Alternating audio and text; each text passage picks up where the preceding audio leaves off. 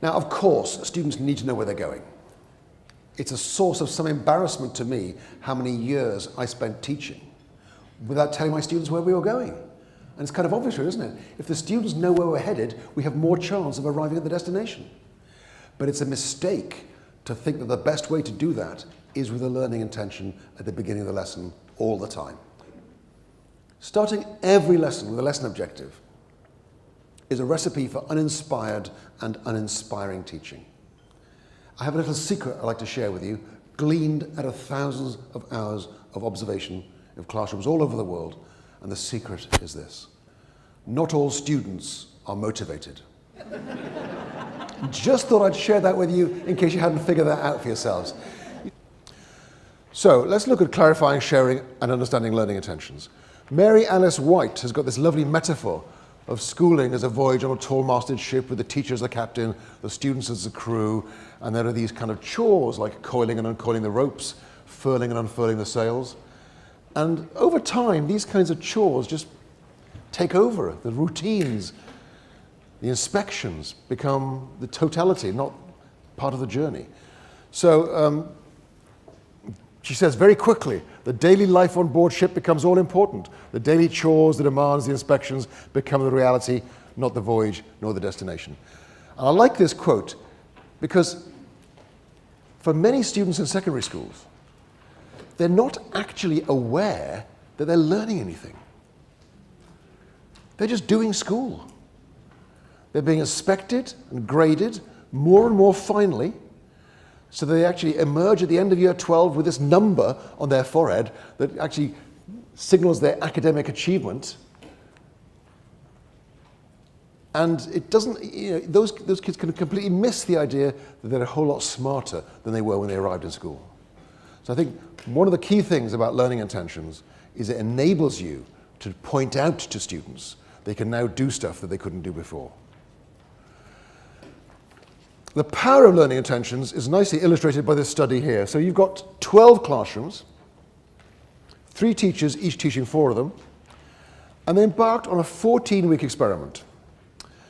So every 2 weeks, the students did an investigative project on the relationship between forces and motion. So they're looking at the relationship between force, mass, acceleration, time, distance, or velocity. So every 2 weeks, each student had to get up and give a summary of what they'd learned in that 2-week period. And they had a 5-point scoring rubric. So the students got a score of 1 to 5 on their presentation. And they also had to write up their presentation and hand it in, and that was scored 1 to 5 as well. So every 2 weeks, every student got a score between 2, 1 on each, and 10. So the lowest possible score was 2, highest possible score was 10. The nice thing about this study is the way it's controlled. So every teacher did exactly the same thing with all 4 classes for most of each lesson. They had science every day, and they had 55-minute lessons. And for 45 minutes every day, each day, the teacher did exactly the same thing with all 4 classes he or she taught. But for 10 minutes a day, 2 classes for each teacher were treated differently from the other 2 classes. So the control group, 2 classes were designated as the control group. They were asked to discuss their likes and dislikes about these projects they were doing. And they were asked to make suggestions to the teacher about how to make it a little more interesting. The other 2 classes for each teacher were called the experimental group, and they were discussing how their work would be assessed. Now, all the students, both control and experimental groups, were given the scoring guide. The experimental group were given time in class to use the scoring guide to help each other improve their work. So they would say things to each other like, I think you'll get a 3 for this because you've done this and this and this. I don't think you'll get a 4 because you haven't done this. And so they decided to then look to see whether science achievement was related to their performance on basic numeracy and literacy. And so the students who scored in the top third on the basic skills tests averaged 6.6 on their 7 projects. The students in the middle averaged 5.9. The students in the bottom third on basic skills averaged 4.6, Let me be clear. The kids were taught in mixed ability groups. This is just an analysis at the end of the experiment showing how science achievement varied with numeracy and literacy. Now, you're probably assuming that the students in the experimental group did better. You're probably assuming that I wouldn't even be showing you this study unless they did. They did indeed do better. So the numbers down here are indeed higher than the numbers above them. But I want you to think about who benefits most by being placed in the reflective assessment group. Who benefits most by being placed in the reflective assessment group rather than the control group? Is it low achievers? Is it average students? Is it high achievers? Or do all students benefit equally? Take a couple of minutes to discuss this with your neighbors.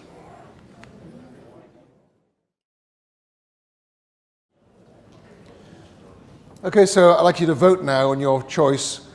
1 for low achievers, 2 for average students, 3 for high achievers, and 4 if you think that all students benefited equally by being placed in the reflective assessment group. Please vote now.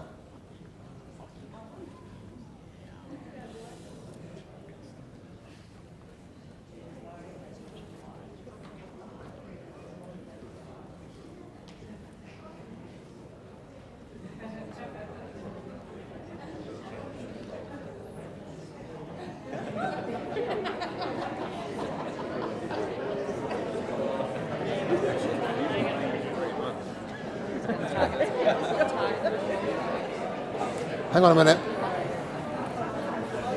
Can you keep your votes showing, please? Can you keep your votes showing, please? Just keep your votes here.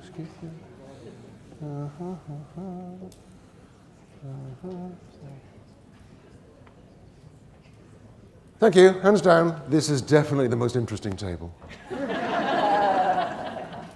So, can you show me your votes again, please?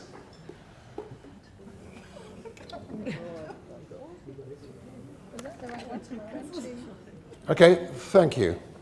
Sorry. Now, you thought that lower achievers would benefit most.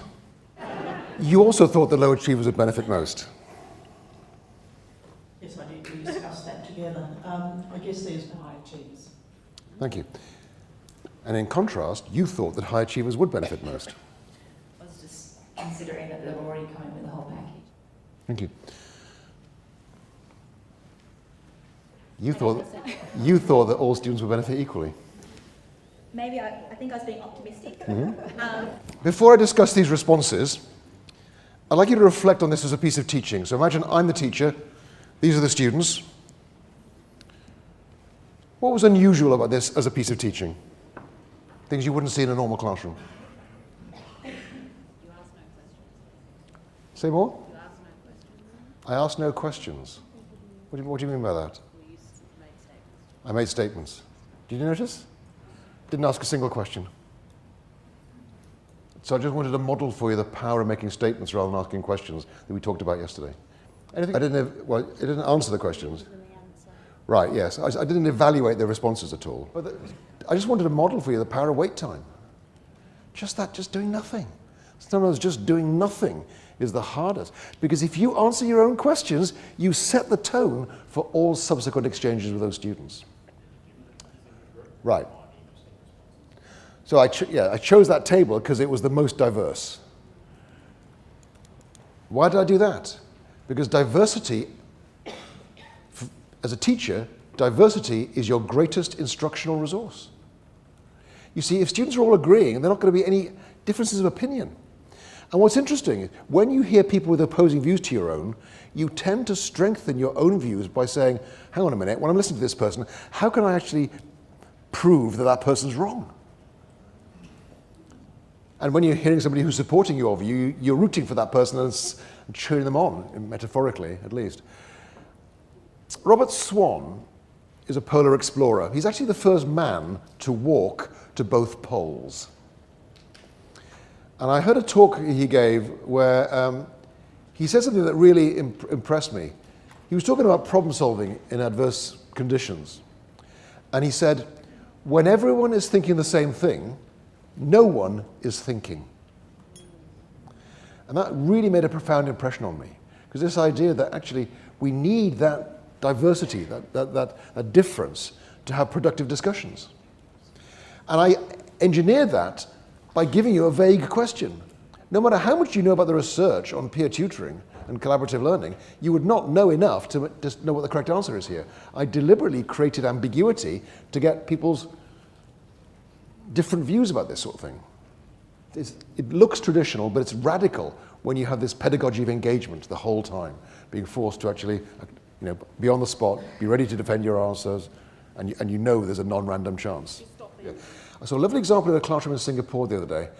A teacher had asked a class a question, she'd picked up one student at random, and this kid was having a real struggle to express his understanding in words. And the kid next to him was just bursting. He wanted to tell everybody that he had the answer. So he was, you could see him almost exploding with desire to actually share the answer. And the teacher did something very interesting. She walked up to the kid who wanted to answer. She just said, "Respect." She'd previously spoken to the class.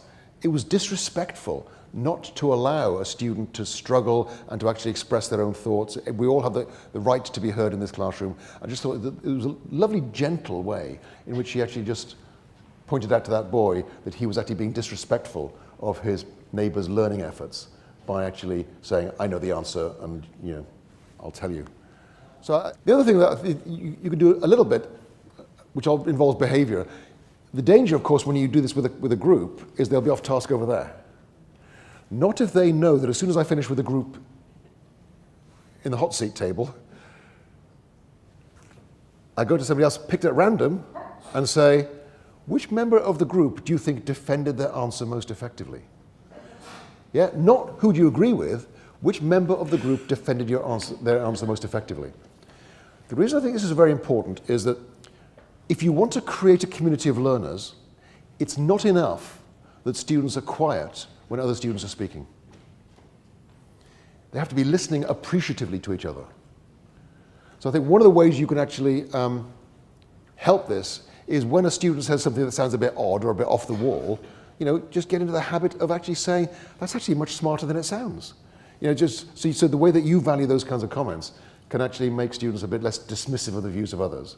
And again, this kind of idea that having people who disagree with you helps you sharpen your own arguments, helps you deepen your own thinking, that we value this diversity. Okay, there's just one more thing I think that I'd like to draw attention to here. Not only did I not stop with the correct answer, you don't know what that is yet, of course, but not only did I not stop with the correct answer, but did you notice I also asked people who'd chosen the same answer as people who'd already spoken, I asked them as well. So everybody in the group spoke, even if they were speaking to an answer that had already been spoken about. I think that's a very important idea, because they might have chosen it for a different reason. Okay? So, as I said earlier, there is no way you could know the correct answer. Some studies of peer tutoring find that it's the highest achievers who actually benefit most. I mean, quite a few studies find it's the lower achievers for obvious reasons. But some studies find it's the highest achievers who benefit most, which I find very ironic, because when teachers try to use peer tutoring, the parents of the gifted students often complain, don't they? Their darling genius is being held back by being made to explain it to the slower children. And of course, often it's the highest achieving kids who benefit most. I bet everybody in this room has at some point in their career said, "I never understood this until I had to teach it." So there's no way you could actually know, but in fact, this intervention was primarily not focused on peer tutoring, but on criteria for success. And therefore, it's not surprising that what actually happened was it was the lowest achievers who benefited most. The lowest achievers in the experimental group outperformed the highest achievers in the control group. So this is a really important takeaway. Everybody benefited by being in the reflective assessment group, but the benefits are much greater for the lowest achievers, which closes the achievement gap, because a significant element of underachievement is students not knowing what they're meant to be doing. Not all of it, but when all students know what they're meant to be doing, you tend to find less range of achievement, because the middle class parents get this from home. Middle class kids, So the middle class kids, get this from home. Middle class parents are really good at getting their kids ready to survive and thrive in school. And so some kids come knowing the rules for success. They know the rules of the game and they do very well. Other kids don't know the rules of the game. They can play the game if they're taught the rules. So I think the important takeaway is make sure the kids know the rules of the game.